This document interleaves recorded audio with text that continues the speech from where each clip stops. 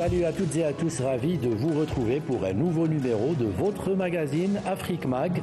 Au menu ce soir, une série de reportages qui nous permettra de sillonner plusieurs pays du continent, à commencer par le Soudan, où le conflit continue hélas de ravager ce pays en faisant des milliers de morts et en déracinant des millions de personnes, provoquant ainsi une véritable crise humanitaire multidimensionnelle. Plus de 10 millions de personnes sont désormais déplacées à cause du conflit au Soudan, dont 9 millions à l'intérieur du pays. C'est ce qu'a indiqué l'Organisation internationale pour les migrants. Selon l'OIM, sur les 10,7 millions de personnes déplacées, 1,7 million ont fui les violences vers les pays voisins. Le Tchad accueille la majorité des arrivées, 37%, le Soudan du Sud, 30% et l'Égypte, 24%. Tandis que l'Éthiopie, la Libye et la République centrafricaine accueillent le reste. Cela crée des besoins humanitaires supplémentaires dans une région déjà plongée dans une crise profonde. À l'heure actuelle, une personne déplacée sur 8 dans le monde se trouve au Soudan, a déclaré la directrice générale de l'OIM. Selon la responsable, leurs besoins sont énormes, de graves pénuries de nourriture, d'abris, de soins, de santé et d'assainissement. Tout cela se combine pour les exposer à un risque accru de maladie, de malnutrition ou de violence. Pourtant, la réponse humanitaire jusqu'à présent est insuffisante pour répondre à ces besoins urgents. Ces nouvelles données soulignent, selon l'OIM, la nécessité urgente d'intensifier les efforts humanitaires et d'accorder une attention mondiale pour faire face à ce qui constitue aujourd'hui la plus grande crise de déplacement au monde. Plusieurs régions sahraouies se font bombarder par les forces d'occupation marocaines et les richesses naturelles du peuple sahraoui se font constamment piller par le Marzen. Des familles entières se retrouvent ainsi à la rue. Walid Yousfi. Des cris de détresse et de désespoir qui reflètent le désarroi d'une famille sahraoui qui se retrouve du jour au lendemain à la rue. Leur maison a été totalement détruite, puis incendiée par l'occupant marocain. Des déplacements forcés et de la confiscation de biens civils sahraouis, ces habitants sont contraints de quitter leur foyer par la force. Il s'agit d'une énième violation des droits de l'homme et du droit international à l'Aïoun occupé. Dans sa politique expansionniste, le Marzen refuse toute solution pacifique et poursuit la destruction de l'environnement et du patrimoine culturel sahraoui.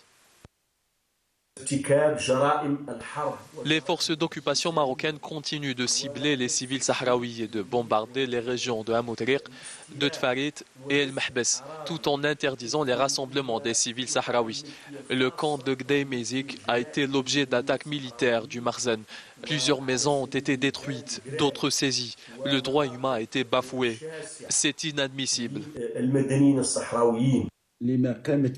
Mettez-vous à leur place. Ces gens vivent ici depuis plusieurs dizaines d'années et du jour au lendemain, le Marzen vient saisir leurs biens et détruire leurs maisons en leur disant « Ceci ne vous appartient pas, c'est inadmissible, personne ne peut concevoir cela.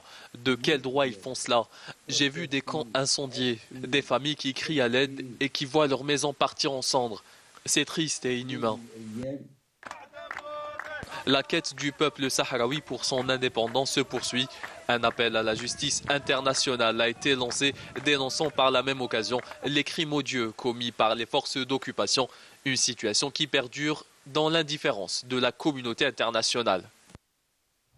Non loin du Soudan, au Tchad plus précisément, la relance des productions agricoles pour faire face à la crise alimentaire et humanitaire qui prévaut dans le pays est l'une des priorités du gouvernement à l'approche de la saison des pluies. Selon les autorités, l'importation des denrées alimentaires pour faire face à l'urgence alimentaire ne sont que des solutions ponctuelles et ne garantissent pas aux populations vulnérables un accès durable à l'alimentation. Le gouvernement ambitionne ainsi de renforcer les projets agricoles en cours pour une production à grande échelle pour faire face à la flambée des prix sur les marchés. Reportage Mahamad Ramdan, commentaire Rina Lerari. Au Tchad, le gouvernement se mobilise pour faire face à la crise alimentaire et nutritionnelle qui touche 18 des 23 provinces de ce pays d'Afrique centrale. L'une des priorités selon les autorités est de relancer les productions agricoles à grande échelle dans les zones tropicales pour renforcer les stocks alimentaires. L'objectif étant de contribuer à baisser les prix des denrées alimentaires sur le marché. Faire en sorte que les projets qui sont en cours, les projets de production agricole, puissent être activés très rapidement. Les cultures maraîchères qui sont dans les zones possibles, nous allons faire en sorte que cela soit fait tout très rapidement. Effectivement, bien sûr, l'ONASA n'est qu'une solution ponctuelle, pas une solution durable. Sur les étals des marchés tchadiens, les prix de denrées alimentaires de première nécessité comme les céréales, le sucre, l'huile et les oignons ont augmenté de plus de 50% depuis 2021. Seulement, malgré l'exonération des droits et taxes à l'importation sur certains produits, la situation demeure préoccupante. La plupart des provinces du pays sont en urgence alimentaire et les effets de la crise se font sentir dans le domaine de la santé. Nous allons essayer d'agir sur la production des bonnes semences. Essayons de faire en sorte que la recherche puisse avoir les moyens et produire des semences adaptées pour les différents types de sols, les différentes zones écologiques où on peut donner la possibilité à nos populations d'avoir à manger. Cette crise alimentaire qui touche le Tchad depuis 2021 est causée par la baisse des productions agricoles liées aux inondations et aux effets du changement climatique qui ont impacté sérieusement les zones rurales. Pour rappel, le gouvernement a décrété l'urgence alimentaire dans tout le pays depuis juin 2022, mais la situation s'est aggravée avec l'arrivée massive des réfugiés ces dernières années. Des pluies exceptionnelles ont fait monter le fleuve Congo à environ 6 mètres au-delà de son niveau le plus haut depuis 1961, donnant lieu ainsi à des inondations massives dans 17 des 26 provinces de la République démocratique du Congo dès la mi-janvier 2024. Les inondations ont causé la mort d'environ 300 personnes et touché environ 430 000 familles, soit environ 2 millions de personnes, selon le gouvernement de la RDC. Parmi ces victimes, la créatrice de mode Vanel Badza, qui essaye de se refaire après avoir tout perdu, ou presque. Reportage d'Eva Ponzou, commentaire Yamina Saïdji. Dans le 6e arrondissement de Brazzaville, plus précisément à Talangué, Vanel Badza revient de temps en temps solliciter le remboursement de sa garantie locative auprès de son bailleur. En décembre 2023, l'eau venant du fleuve Congo avait inondé sa maison et les parcelles environnantes, atteignant jusqu'à 40 cm. Ce débordement du fleuve Congo, qui a contraint la créatrice de mode à déménager, a occasionné de nombreux dégâts matériels. On a subi le débordement du fleuve et puis il y avait des fortes pluies qui tombaient dans le mois de novembre, décembre. Et du coup, ici, tout était inondé par l'eau. Et pour sortir, il y avait même des pirogues. Même là, si on va là, vous allez voir, il y a des pirogues. Et jusqu'à présent, je suis toujours sinistrée parce que mon logeur ne m'a pas encore remis la caution. À Brazzaville, comme dans 8 autres départements du pays, plus de 350 000 habitants ont été affectés par ces inondations causées par la crue spectaculaire du fleuve Congo. Ils sont en attente d'une aide humanitaire. Vanel, qui a ébloui le public lors de la dernière Fashion Week de Brazzaville en 2023 avec ses créations, doit désormais tout recommencer. C'est fort de cette situation qu'elle demande une indemnisation pour compenser sa marchandise perdue. C'est pas facile le travail de l'artisanat. Tout est parti dans l'eau. Ça, c'est ce qui était parti gaspillé. Tout est dans l'eau, tout est gaspillé. S'il vous plaît, en commençant par le président de la République, la première dame et le reste qui suit, aidez-moi. Je fais l'appel, aidez-moi. N'importe qui peut nous aider pour recommencer mes confections en fait. Mère de 2 garçons, Vanel a déplacé le reste de ses affaires dans une église du quartier en attendant de trouver un nouveau loyer. Les prix du carburant à la pompe connaissent une hausse de 15% environ depuis le 3 février 2024. Une deuxième augmentation en 2 ans. Ce matin, dans la capitale camerounaise, l'ambiance était morose avec des stations qui tournaient au ralenti ou qui ne servaient carrément pas, le temps de réajuster les compteurs. Une augmentation qui cause une situation de brouille entre les usagers et les transporteurs, chacun voulant tirer profit. Reportage Séverin Douqueux, commentaire Amélie Séridiel. Ambiance morose dans les stations à essence dans la ville de Yaoundé ce 3 février 2024.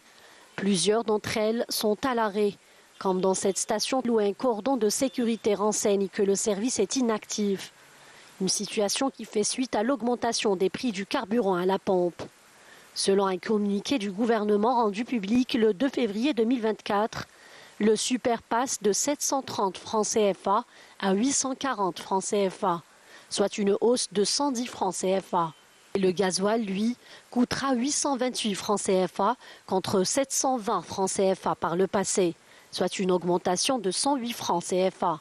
Les transporteurs sont pris de court par cette décision. Je suis venu pour me ravitailler. Bon, j'arrive, il y a le cordon de sécurité qui ne me permet pas, qui me signale déjà qu'il y a un problème. Pour l'instant, ils ont arrêté parce qu'il faut rectifier le prix de carburant au niveau de la pompe. Tout ce matin, par ma grande surprise, dans toutes les stations, on se rend compte qu'on ne sait pas.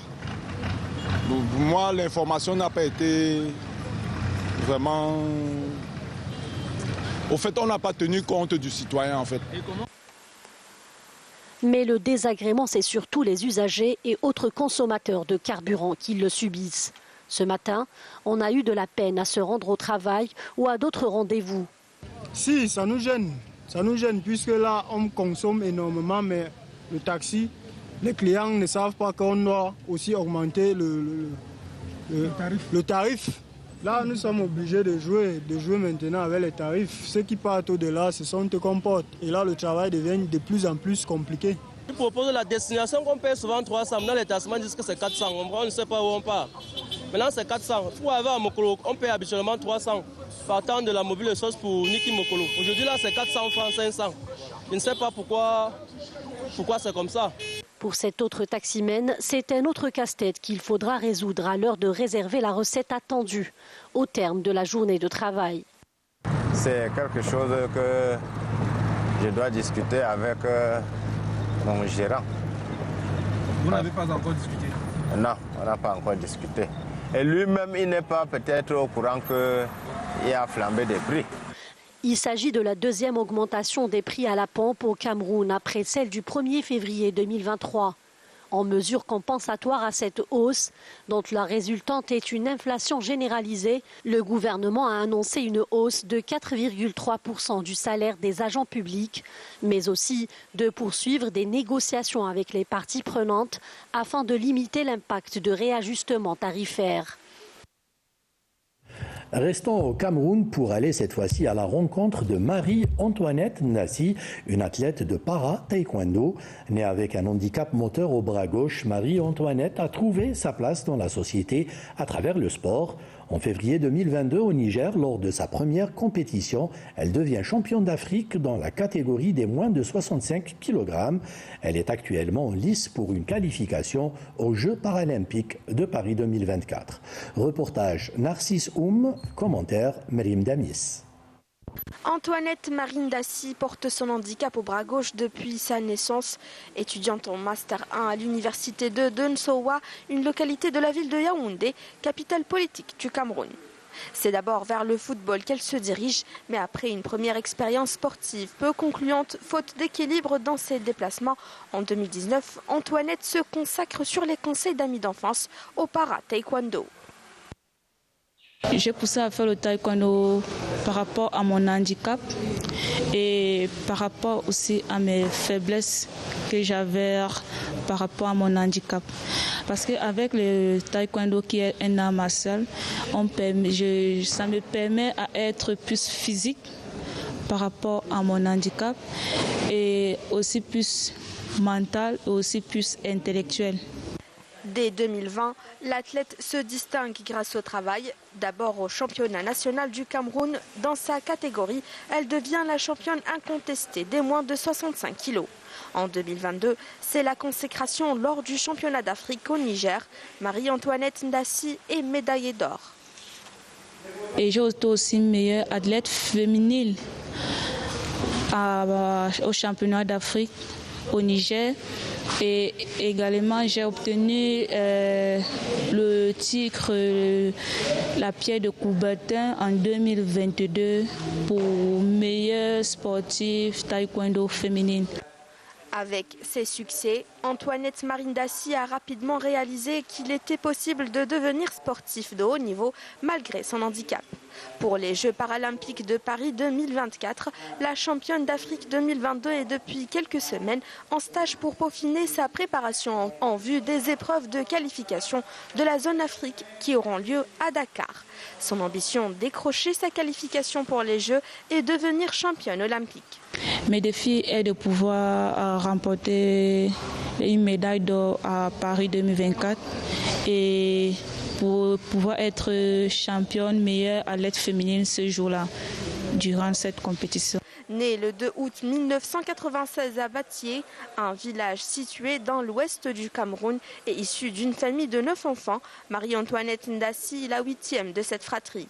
Marie-Antoinette exhorte les femmes handicapées à se prendre en main comme elle l'a fait, afin de se faire un nom dans la société et surtout de surmonter leur handicap.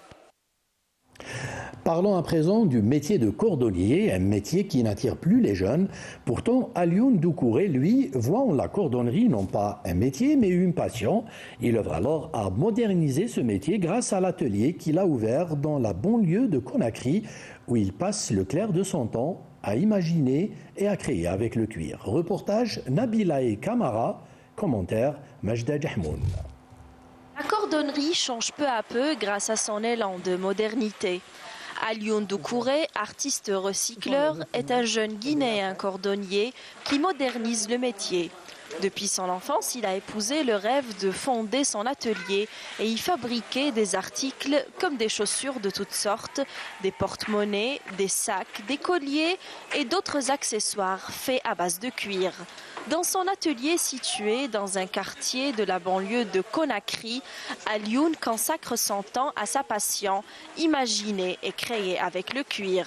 Quand on s'habille, on porte des habits, il faut qu'on porte des chaussures. Donc c'est pour cela que je me suis sanctué sur la cordonnerie moderne pour avoir le marché guinéen. Comme tout le monde sait que les chaussures, toutes les chaussures de la Guinée, c'est importé. La cordonnerie, c'est quelque chose qui est très rare ici, surtout ce qu'on est en train de faire, qui est la cordonnerie moderne. L'histoire de Alioune Doucouré débute par une entreprise de recyclage des pneus usés, des déchets plastiques pour lutter contre la pollution de l'environnement. De cette entreprise est née la marque Doux, imprimée sur toutes ses productions et présentée dans des expositions à travers le monde. Pour maintenir sa marque face à la concurrence, Alioune et son équipe misent sur la qualité de la matière première. Nous exigeons la qualité, la durabilité, l'authenticité sur nos produits et on prend aussi plus de temps à la fabrication. Quand le produit est bon, vous allez avoir le client parce que les clients veulent ce qui est bon et ce qui est garanti. C'est pas que seulement c'est bon, mais que ça soit garanti. Dans son atelier, Alioune Doucouré ne manque pas d'ambition pour faire de la cordonnerie un métier qui attire les jeunes. Aujourd'hui, il se fixe plusieurs défis, parmi lesquels conquérir le marché africain et international. Au Sénégal, l'industrie touristique de Cap Skirring, station balnéaire de Ziguinchor dans le sud du pays, peine à se redresser. Populaire auprès des vacanciers en quête de soleil, la côte casamançaise accueille des visiteurs du monde entier depuis des décennies. Touchée par l'arrêt du tourisme dû en partie à la crise sanitaire du Covid-19, la région de la Basse Casamance, dont 85% du budget municipal provient des recettes du tourisme, peine à relancer son économie. Cheikh Omar Kamara, Badia Marni. Nichée dans la région sud du Sénégal, la station balnéaire de Cap Skirring est l'une des destinations prisées par les touristes. Cependant, après la pandémie de Covid-19 et le déclenchement du conflit russo-ukrainien, l'industrie touristique qui génère 85% du budget de la commune peine à retrouver sa vitesse de croisière. À Cap Skirring, les habitants fortement dépendants des activités touristiques pour leurs moyens de subsistance expriment leur inquiétude face à la baisse significative du nombre de visiteurs. Ce qu'on déplore le plus ici, c'est la fermeture des hôtels qui ont fermé d'un seul coup, sans que nous sachions en fait ce qui se passe. Nous sommes en quête perpétuelle même avec les autorités pour qu'on nous tende la main, surtout pour l'ouverture de ces hôtels, afin que le tourisme puisse reprendre de l'élan. De nombreux autres résidents partagent cet avis, soulignant l'impact profond de la crise sur l'emploi et l'économie locale. Le Club Med est l'hôtel qui a connu le plus de succès ces dernières années. En plus de cet hôtel, nous avons aussi la Payotte, mais ils ne peuvent pas à eux seuls satisfaire la population de Cap Skirring. Cap Skirring est devenu une grande station balnéaire et la population a augmenté. Il n'y a pas de travail. Les appels à l'action se multiplient alors que les communautés locales demandent aux autorités de mettre en œuvre des mesures de relance économique, notamment des investissements dans les infrastructures touristiques et un soutien financier aux petites et moyennes entreprises, en particulier dans le secteur de l'artisanat. L'artisanat au niveau de Cap Skirring, là, ça ne marche pas. Vraiment, on est vraiment sur le qui-vive. On n'est pas tranquille. Si possible, si vraiment l'État peut nous aider par rapport à nos besoins intérieurs et extérieurs, ce serait bien. Parce que le tourisme, cette année, c'est autre chose. À Cap Skirring, cité balnéaire de la commune de Diembéring, l'absence de touristes a fini par laisser des traces sur la situation difficile des récepteurs qui ont arrêté de fonctionner depuis le Covid-19. La voix de Cap Skirring résonne à travers tout le Sénégal, appelant à la solidarité et à l'action pour préserver cette destination emblématique et relancer l'économie de la région.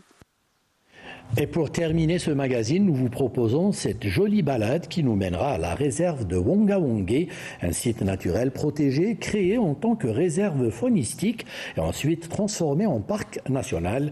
Wonga-Wongé est devenu une réserve présidentielle en 1972, mais après une décision du président de la transition, ce parc national est désormais ouvert au public.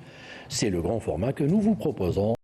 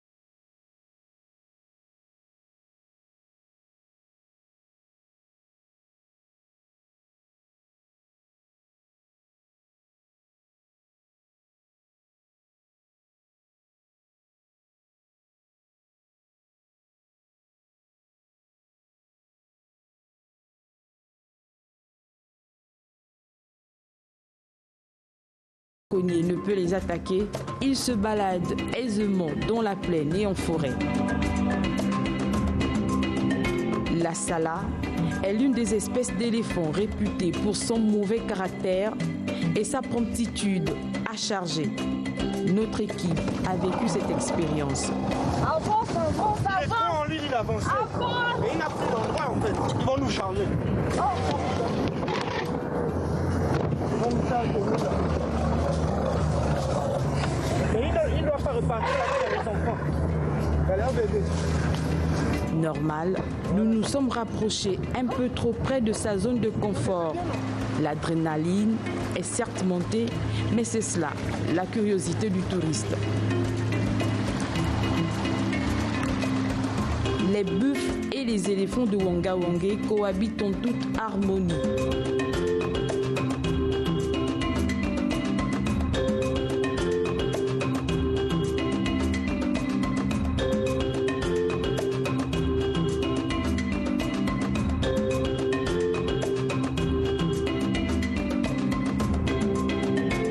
Dans ce lac, un crocodile rôde cherchant une proie. Ressentant le danger, ils ont tous quitté les lieux. Le petit et grand Bam Bam est notre potentiel touristique. Ces canyons affichent fière allure et ont une histoire. C'est une zone Wanga Wangé où on peut trouver un maximum de kaolin. Comme vous pouvez le constater d'ailleurs, tout ce qui est blanc, c'est du kaolin. Ça sert pour les cérémonies, ça sert beaucoup aussi pour tout ce qui est traditionnel. Et surtout, on a une tradition ici, c'est que Wanga Wangé veut dire c'est l'un ou l'autre. Fais ça aujourd'hui, fais ça demain. Si on prend le kaolin blanc, demain on doit venir chercher le rouge. Mais pas les deux en même temps. Ou on fait la chasse, ou on fait la pêche. On ne peut pas faire les deux à la fois. C'est Wanga Wangé. Et nous avons ici plus de 3 sites qui sont comme ça avec du kaolin. On en a beaucoup. Vous voyez dessous, sur les 30 mètres de sable que nous avons, sur les dunes de sable qui sont recouvertes dessous d'un maximum de kaolin. Et en dessous de ça, nous avons plus de 200 mètres de couches de sel. Donc toutes les dépressions que vous voyez autour de vous, c'est la géologie qui fait que ça descend avec les pluies. Ça mange des couches de sel qui se cassent. Il y a cet effondrement de plaques de sel. Et après, ça descend doucement comme un sablier, vous voyez. Et ça fait toutes ces choses. Et Wanga Wangé, les plaines datent de 3 millions d'années à peu près. C'est pour ça que vous pouvez les voir, elles sont nues et il n'y a pas d'arbres à l'intérieur, c'est que ça. Dans cette réserve, il y a également un genre d'insecte peu connu, ainsi que cet arbre étrange mais beau à voir, avec des vertus médicinales. Il a dû être partagé quand il était petit. En général, bon, là, comme il est géant, il fait... Souvent, ça fait ces étages qui donnent cet aspect un peu aérien à tout ce qui est canopé, quoi. Alors, quelles sont les vertus de l'ossimiane? Les vertus, c'est sur la sphère basse respiratoire. Et comment on s'en sert? On fait des décoctions. Mais il a aussi des principes toxiques, donc il faut savoir l'employer. C'est pas un arbre qu'on utilise. Voilà. Dans la grande famille des mimosacées, il y a le dabéma, il y a différents... dont lui, quoi. Mais il est beau, en fait, c'est déjà un arbre qui s'est étoffé, quoi.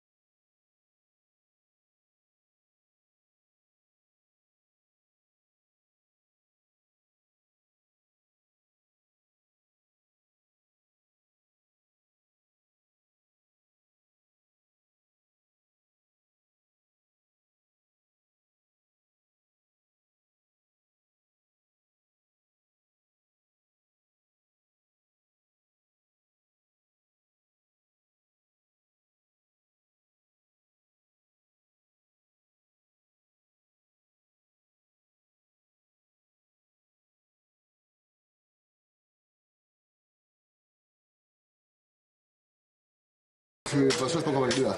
Avec une, là. C'est pas compris. Non, c'est pas encore prêt. Et vous les revendez où? Ça va sur Libreville. Seulement, les habitants de Lawani sont en proie à d'énormes difficultés.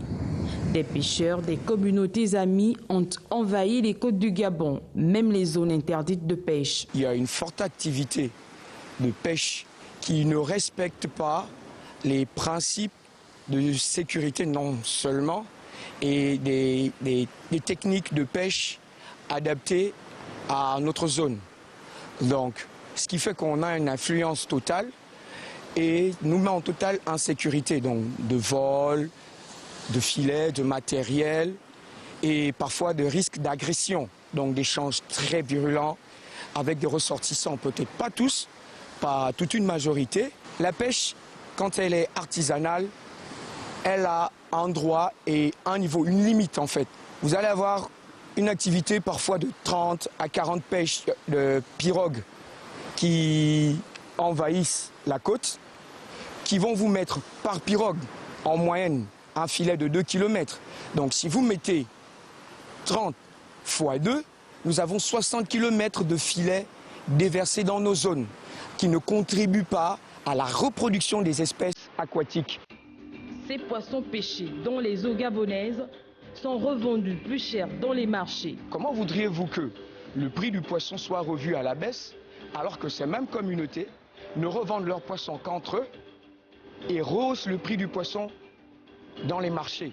Ce qui fait que lorsque le poisson arrive sur le marché, il y a un prix dérisoire pour détourner en fait les autorités, mais au fond, les prix ne sont pas respectés.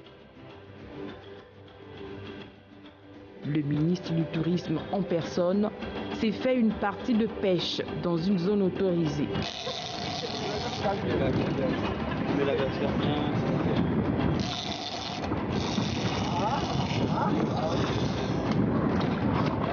Je peux la prendre. Il y a quelque chose derrière. La vache, ce sont les petites carangues. Ça tire, ça va. C'est un rouge, ça.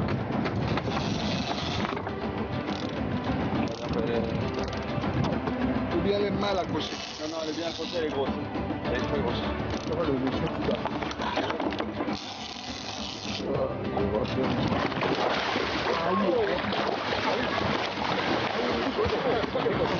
Attention, on va les faire. Attention, on est pas pressé, on assure.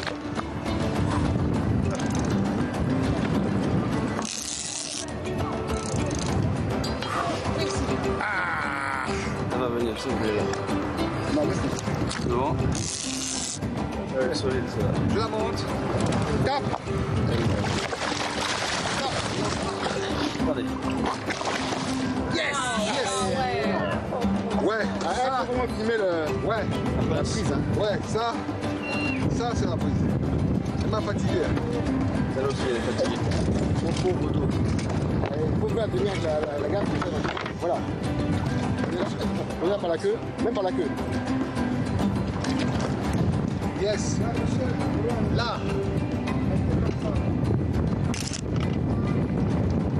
Le ministre du Tourisme, dans sa mission de valorisation des sites touristiques, a retenu le village Wani dans le cadre du tourisme communautaire. Ce village doit son nom à ce fleuve Awani qui se jette dans l'océan Atlantique.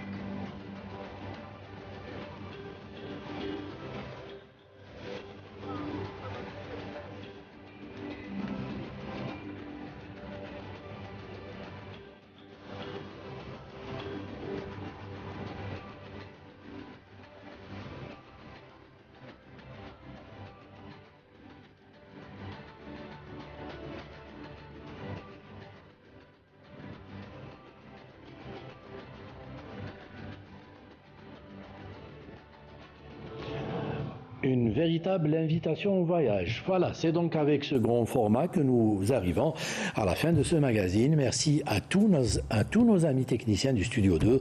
Merci à vous de nous avoir suivis. Excellente soirée. Salam.